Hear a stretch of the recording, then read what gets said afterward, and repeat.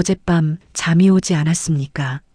10년도 더 지난 누군가의 말 한마디가 갑자기 한밤중에 되살아나 가슴을 짓누를 때가 있습니다. 당신은 참 운이 없어요. 그래도 여기까지는 왔네요. 이제 그만 내려놓으세요. 아무렇지 않게 던진 말들이었을 텐데 유독 당신의 마음에만 깊은 자국을 남기고 갑니다. 젊었을 때는 달랐습니다. 그땐 바빴고 앞만 보며 달렸기에 상처받을 틈도 없었습니다. 그런데 60평생을 살아오니 이상하게도 말 한마디의 무게가 예전보다 무겁습니다. 마음이 약해진 걸까요? 아니면 이제야 진짜 느낄 여유가 생긴 걸까요? 더 놀라운 건 상처를 준 그 사람은 이미 그 말을 까맣게 잊었다는 사실입니다. 오직 당신만이 그 말을 마음속 서랍 깊숙이 간직한 채 꺼내보고 또 꺼내보며 스스로를 아프게 합니다. 화살은 이미 지나갔는데 당신이 그 화살을 붙잡고 매일 자신을 찌르고 있는 셈입니다. 오늘 우리는 그 화살을 내려놓는 법을 이야기하려 합니다. 상처 준 사람을 바꾸는 법이 아닙니다. 그들은 바뀌지 않습니다. 하지만 당신은 더 이상 흔들리지 않을 수 있습니다. 부처님께서 말씀하셨습니다. 남의 말에 흔들리는 마음은 아직 자기 자리를 찾지 못한 마음이다. 이제 그 자리를 찾아갈 시간입니다. 당신이 여기까지 살아온 그 모든 세월이 오늘 이 깨달음을 위한 준비였습니다. 혹시 이 이야기가 마음 한구석을 건드린다면 조용히 구독과 좋아요로 함께 해주세요.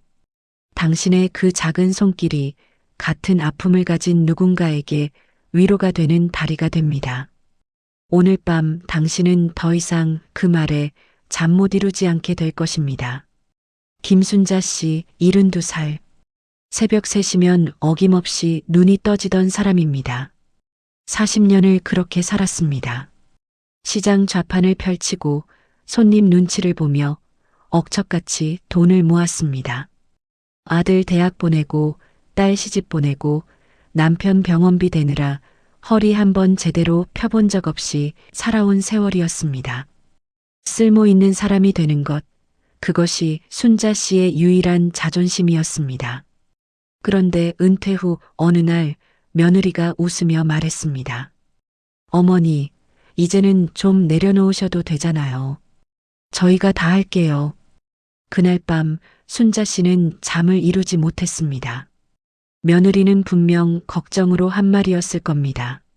하지만 순자 씨의 귓가에는 이렇게 들렸습니다. 이제 당신은 쓸모없는 사람입니다. 손자 밥 한 끼 차려주는 것도 집안일을 거두는 것도 모두 폐가 되는 것처럼 느껴졌습니다. 며느리를 미워하고 싶지 않은데 자꾸만 그 말이 가슴을 후벼 팠습니다. 석 달을 그렇게 괴로워하다 순자 씨는 문득 깨달았습니다. 며느리가 아기로 한 말이 아니라는 것을 사실은 이미 알고 있었습니다. 그렇다면 왜 이렇게 아팠을까요? 부처님은 말씀하셨습니다. 사람은 자기가 가진 마음의 상태로 세상을 본다고. 순자 씨가 그토록 아팠던 이유는 그 말이 진실이어서가 아니었습니다. 이미 순자 씨 마음속 깊은 곳에 있던 두려움, 나는 이제 쓸모없는 사람이 될지도 모른다는 그 두려움을 며느리의 말이 건드렸기 때문이었습니다. 상처 주는 말은 대부분 그 사람의 불안에서 나옵니다. 하지만 그 말에 상처받는 이유는 이미 우리 마음속에 그 두려움이 있기 때문입니다. 그날 이후 순자 씨는 며느리의 말이 아니라 자신의 마음을 들여다보기 시작했습니다. 그리고 조용히 물었습니다. 나는 정말 쓸모없는 사람일까? 아니었습니다. 평생 가족을 지켜온 그 세월이 어떻게 쓸모없을 수 있겠습니까? 당신도 그렇습니다. 누군가의 말에 유독 아팠다면 그건 그 말이 진실이어서가 아닙니다. 당신 마음속에 있던 두려움을 그 말이 건드렸을 뿐입니다. 박영호 씨 66. 35년을 한 회사에서 보낸 사람입니다. 아침 8시 출근, 저녁 9시 퇴근. 한 번도 지각한 적 없고 병가도 손에 꼽을 정도였습니다. 승진은 남들보다 조금 늦었지만 묵묵히 자리를 지켰습니다. 성실한 영호라는 별명이 자랑스러웠던 그런 평범한 직장인이었습니다. 퇴직식 날 꽃다발을 받으며 서 있는데 상사가 웃으며 말했습니다. 영호 씨, 그래도 무사히 여기까지 왔네요. 축하합니다. 주변 사람들이 박수를 쳤고 영호 씨도 웃으며 고개를 숙였습니다. 하지만 그날 밤 그 말이 계속 귓가를 맴돌았습니다. 그래도 무사히. 왜 그래도라는 말을 붙였을까? 무사히 왔다는 말 속에는 더 잘하지 못했다는 의미가 숨어 있는 것 같았습니다. 대단하지 않았지만 그래도 끝까지 버텼다는 그런 뜻처럼 들렸습니다. 그 이후로 영호 씨는 그 말을 하루에도 10번씩 꺼내 씹었습니다. 출근길 지하철에서, 저녁 산책길에서, 잠자리에 누워서도 그래도 무사히. 35년이 고작 그 한마디로 정리되는 것 같아 가슴이 답답했습니다. 석 달쯤 지났을까요? 어느 날 아침 거울을 보다가 영호 씨는 문득 깨달았습니다. 이상한 일이었습니다. 그 말을 한 상사는 아마 진작 잊었을 겁니다. 그런데 매일 매 순간 그 말을 꺼내 자신의 가슴에 다시 찔러 넣는 사람은 상사가 아니라 바로 자기 자신이었습니다. 부처님은 말씀하셨습니다. 말은 화살과 같다고. 한 번 맞으면 아프지만 그 화살을 계속 쥐고 있는 쪽은 결국 자기 자신이라고. 영호 씨를 괴롭힌 건 상사의 말이 아니었습니다. 그 말을 내려놓지 못하고 매일 다시 꺼내드는 자기 자신의 손이었습니다. 그날 이후 영호 씨는 조금씩 달라졌습니다. 그 말이 떠오를 때마다 조용히 말했습니다. 이제 그만. 완전히 잊어지지는 않았습니다. 하지만 예전처럼 온종일 그 말에 붙들려 있지는 않게 되었습니다. 당신도 그렇습니다. 누군가의 말에 오래 아파왔다면 이제 물어보세요. 그 말을 매일 꺼내쥐고 있는 사람이 누구인지를. 이정혜 씨, 68살. 평생 부지런하게 살아온 사람입니다. 남편 없이 아이 둘을 키웠고 작은 분식집으로 생계를 꾸렸습니다. 화려하진 않았지만 떳떳하게 살아왔습니다. 아이들도 잘 컸고 이제는 손주들도 찾아옵니다. 그럭저럭 괜찮은 인생이었다고 정희 씨는 생각했습니다. 그런데 지난주 50년 지기 친구와 차를 마시다가 들은 말 한마디가 가슴에 박혔습니다. 그래도 정희야, 너는 참 복이 없어 보여. 친구는 웃으며 한 말이었습니다. 아마 농담이었을 겁니다. 하지만 정희 씨는 그날 밤 잠을 이루지 못했습니다. 복이 없다. 그 말이 자꾸만 되풀이되었습니다. 이혼한 것, 혼자 아이를 키운 것, 화려하지 못한 말년, 평생의 굴곡이 그 한마디로 정리되는 것 같았습니다. 젊었을 때 같았으면 뭐 어때, 그냥 사는 거지 하고 넘겼을 말인데 이상하게도 나이가 들수록 말 한마디가 더 깊이 파고들었습니다. 왜일까요? 젊을 때는 바빴습니다. 내일 장사는 어떻게 할까? 아이들 학원비는 어떻게 낼까? 정신없이 달려가느라 상처받을 틈도 없었습니다. 그런데 60을 넘기고 나니 인생의 속도가 느려졌습니다. 마음이 머무는 시간이 길어진 겁니다. 어느 날 정희 씨는 깨달았습니다. 나이가 들어서 약해진 게 아니라 이제야 느낄 여유가 생긴 거라고. 젊을 땐 몰랐던 것들이 보이고 무심코 지나쳤던 말들이 다시 들리는 시간. 그것이 바로 노년이었습니다. 부처님은 말씀하셨습니다. 인생의 후반은 덜어내는 시간이라고. 말을 곱씹는 시간이 길어졌다면 이제는 그 말을 내려놓는 연습을 할 때라고. 그날 이후 정희 씨는 마음속으로 조용히 말하기 시작했습니다. 저 말은 저 사람의 눈에 비친 내 모습일 뿐, 내 인생의 결론은 아니다. 친구가 본 것은 정혜 씨 인생의 한 조각일 뿐이었습니다. 새벽 시장에서 흘린 땀, 아이들과 나눈 웃음, 혼자서도 꿋꿋하게 살아온 그 모든 날들은 친구가 알지 못하는 것들이었습니다. 당신도 그렇습니다. 나이가 들수록 말이 더 아프다면 그건 당신이 약해져서가 아닙니다. 이제야 진짜로 느낄 수 있게 된 것입니다. 그리고 동시에 이제는 내려놓을 수 있는 때가 된 것입니다. 최강수 씨 65. 한때는 팀장이었던 사람입니다. 정년퇴직 후에도 회사 행사 때마다 초대받았습니다. 후배들이 선배님하고 반갑게 맞아줄 때 가슴 한편이 뿌듯했습니다. 여전히 필요한 사람이라는 느낌, 그것이 광수 씨에게는 큰 위안이었습니다. 그런데 작년 송년회 자리에서였습니다. 옛 부하 직원이었던 김 대리가 이제는 부장이 되어 회사를 이끌고 있었습니다. 광수 씨가 옛날 이야기를 꺼내며 조언을 하려는데 김 부장이 웃으며 말을 끊었습니다. 선배님, 요즘은 방식이 많이 바뀌었어요. 그때랑은 다릅니다. 그 순간 광수 씨의 얼굴이 굳었습니다. 자리를 뜨면서 나를 세운 말을 던졌습니다. 그렇게 다 안다면 애초에 초대는 왜 한 거야? 그날 이후 김 부장은 광수 씨의 그 말을 잊지 못했습니다. 존경하던 선배가 그렇게 차갑게 변할 줄 몰랐기 때문입니다. 1년이 지났습니다. 김 부장도 이제 후배들에게 밀려나는 느낌을 받기 시작했습니다. 신입사원들은 그의 경험보다 새로운 기술을 더 중요하게 여겼습니다. 어느 날 회의 중에 젊은 직원이 김 부장의 의견을 정중히 무시하는 순간 그는 문득 최강수 선배의 얼굴이 떠올랐습니다. 그제야 알았습니다.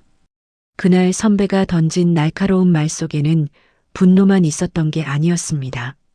나는 이제 쓸모없는 사람인가라는 두려움이, 여전히 인정받고 싶다는 외로움이 함께 들어 있었습니다.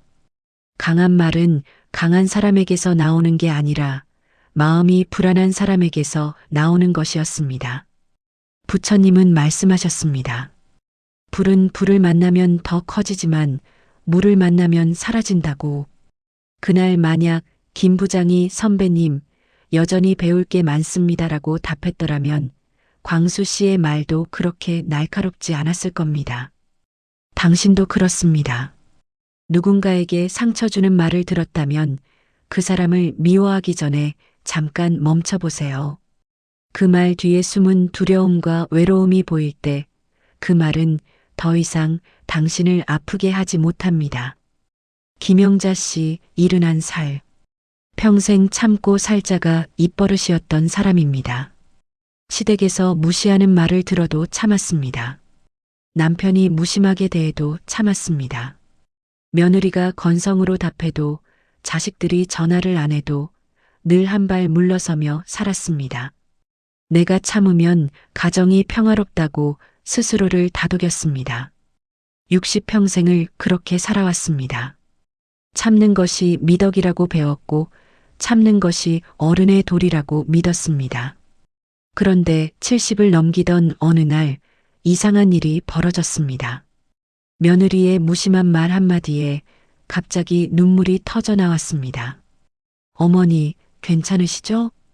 며느리는 그저 안부를 물었을 뿐이었습니다.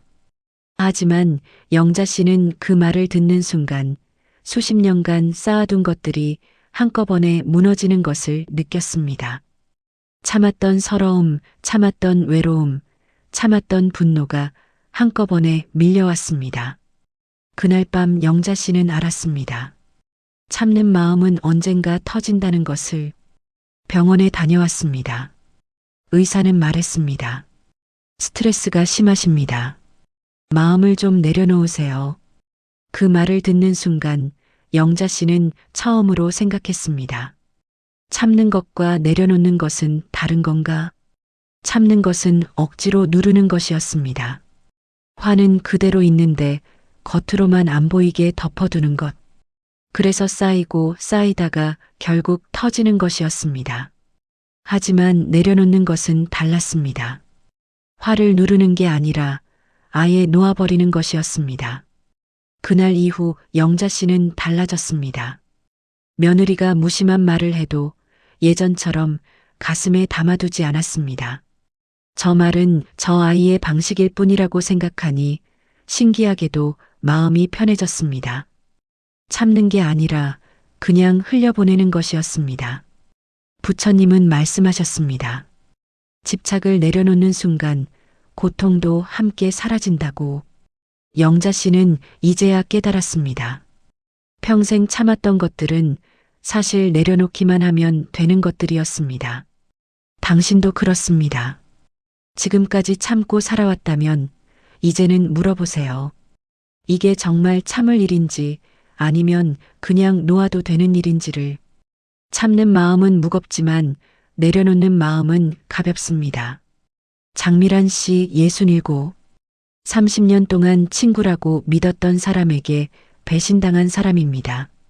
둘은 같은 동네에 살며 매일 만났습니다. 차도 함께 마시고 여행도 함께 다녔습니다. 미란 씨는 친구에게 속마음까지 털어놨습니다. 그런데 어느 날 자신의 비밀이 동네 사람들 입에 오르내리는 것을 알게 되었습니다. 친구가 말했던 것이 분명했습니다. 그날 이후 미란 씨는 그 친구만 생각하면 가슴이 끓어올랐습니다. 어떻게 그럴 수 있지? 왜 그랬을까? 하루에도 수십 번씩 그 친구를 떠올렸습니다. 거리에서 마주칠까봐 슈퍼마켓 가는 시간까지 바꿨습니다. 친구의 얼굴, 목소리, 그날의 대화가 끊임없이 머릿속을 맴돌았습니다. 1년이 지났습니다. 그런데 이상한 일이었습니다. 정작 그 친구는 태연하게 지내는 것 같았고 괴로운 사람은 오직 미란 씨 자신뿐이었습니다.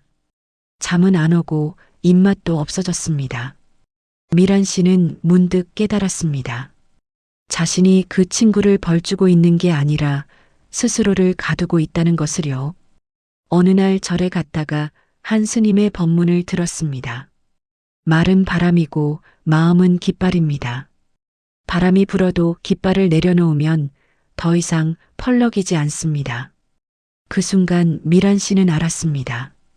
친구의 말은 이미 지나갔는데 자신이 그 깃발을 계속 들고 흔들며 살아왔다는 것을요. 부처님은 말씀하셨습니다. 밖을 보지 말고 안을 보라고. 상처 준 사람을 계속 바라보면 마음은 그 자리에 묶입니다. 하지만 내 마음을 바라보면 길이 생깁니다. 그날 이후 미란 씨는 달라졌습니다. 친구를 용서한 건 아니었습니다.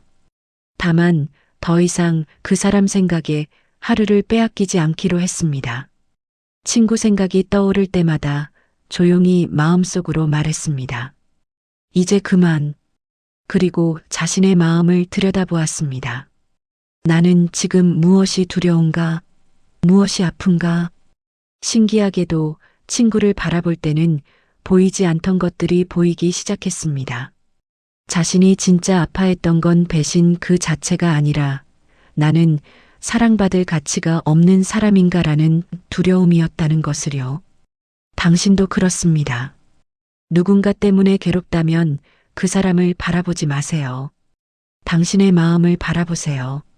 거기에 답이 있습니다. 이성호 씨 60입니다. 평생 아니, 그게 아니라로 시작하는 말을 달고 살았던 사람입니다. 젊었을 때는 오해를 풀기 위해 설명했습니다. 중년에는 인정받기 위해 설명했습니다. 회사에서도, 가정에서도, 동네 모임에서도 늘 자신의 입장을 밝혀야 했습니다. 침묵하면 인정하는 것 같았고, 말하지 않으면 무시당하는 것 같았습니다. 그러던 어느 날 아파트 부녀의 회의에서였습니다. 성호 씨가 주차 문제로 한 주민과 다퉜습니다. 상대방은 큰 소리로 말했습니다. 이 양반은 맨날 자기밖에 몰라. 순간 성호 씨의 입이 열렸습니다. 평소처럼 아니, 그게 아니라 내가 그날은 그런데 갑자기 멈췄습니다. 말이 목구멍까지 올라왔는데 무언가가 그를 멈추게 했습니다. 상대방은 자신의 말만 믿고 싶어 하는 사람이었습니다. 아무리 설명해도 소용없을 것 같았습니다. 그래서 성호 씨는 처음으로 아무 말도 하지 않았습니다. 그냥 고개를 끄덕이고 자리를 떠났습니다. 집으로 돌아오는 길 이상한 느낌이 들었습니다. 분했는데 동시에 후련했습니다. 변명하지 않으니 오히려 마음이 가벼웠습니다. 평생 말로 자신을 지켜왔는데 말하지 않았을 때 비로소 자유로워지는 것 같았습니다. 며칠 후 더 놀라운 일이 벌어졌습니다. 그 주민이 먼저 사과해 온 것입니다. 그날 제가 너무 심했습니다. 성호 씨가 변명하지 않고 침묵했던 것이 오히려 상대방에게 생각할 시간을 준 것이었습니다. 말로 맞서지 않으니 상대방도 더 이상 화를 키울 이유가 없어진 것입니다. 부처님은 말씀하셨습니다. 침묵은 때로 가장 강한 대답이라고. 모든 말에 답할 필요는 없다고. 성호 씨는 그제야 깨달았습니다. 60평생 자신을 지키기 위해 말했는데 정작 자신을 지키는 건 침묵이었습니다. 당신도 그렇습니다. 더 이상 설명하지 않아도 되는 나이입니다. 젊을 때는 인정받기 위해 말해야 했지만 이제는 다릅니다. 말하지 않아도 괜찮습니다. 당신은 이미 충분히 증명했습니다. 김미숙 씨 62살. 30년을 시어머니 눈치를 보며 살아온 사람입니다. 결혼 초부터 시어머니는 모든 것에 간섭했습니다. 밥하는 법, 아이 키우는 법, 심지어 남편과 대화하는 법까지. 내 아들은 원래 그런 게 아닌데 며느리가 왜 그렇게 하니 하루도 편한 날이 없었습니다. 미숙 씨는 참았습니다. 착한 며느리로 살고 싶었고 남편을 힘들게 하고 싶지 않았습니다. 60을 넘기면서 생각했습니다. 이제 좀 인정받을 때도 됐지 않나? 하지만 시어머니는 여전했습니다. 팔순이 넘어서도 한 소리는 줄어들지 않았습니다. 미숙 씨는 알았습니다. 거리를 두어야 한다는 것을. 하지만 그럴 수가 없었습니다. 같은 동네에 살았고 남편은 효자였고 주변 시선도 신경 쓰였습니다. 그러던 어느 날 친구가 물었습니다. 왜 안 떨어지는데? 미숙 씨는 답했습니다. 떨어질 수가 없잖아. 친구가 다시 물었습니다.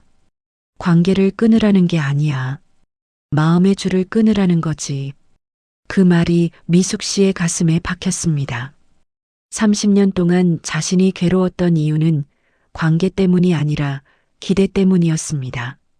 언젠가는 인정받을 거야. 이제는 고마워할 거야. 이번엔 칭찬해 주겠지. 끊임없는 기대가 끊임없는 실망을 만들었고 그 실망이 자신을 괴롭혀 온 것이었습니다. 그날 이후 미숙 씨는 달라졌습니다. 시어머니를 찾아가는 횟수는 그대로였습니다. 예전처럼 밥도 해드리고 말동무도 해드렸습니다. 하지만 마음속으로 기대하지 않았습니다. 감사하다는 말을 들어야지, 이번엔 인정받아야지 하는 마음을 내려놓았습니다. 신기한 일이 벌어졌습니다. 시어머니의 잔소리는 여전했는데 미숙 씨는 더 이상 아프지 않았습니다. 귀로는 듣되 마음으로는 받지 않게 되었습니다.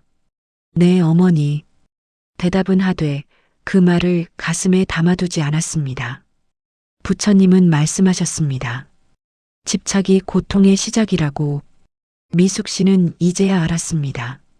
관계를 끊지 않아도 자유로워질 수 있다는 것을. 기대를 내려놓는 순간 말의 무게도 함께 가벼워진다는 것을. 당신도 그렇습니다. 떠날 수 없는 관계 때문에 괴롭다면 관계를 끊지 마세요. 기대만 내려놓으세요. 그 순간 당신은 자유로워집니다.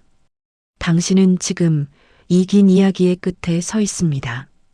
여기까지 오는 동안 누구의 얼굴이 떠올랐습니까? 어떤 말이 가슴을 스쳤습니까? 혹시 나도 저랬지 하고 고개를 끄덕인 순간이 있었다면 그것만으로 충분합니다.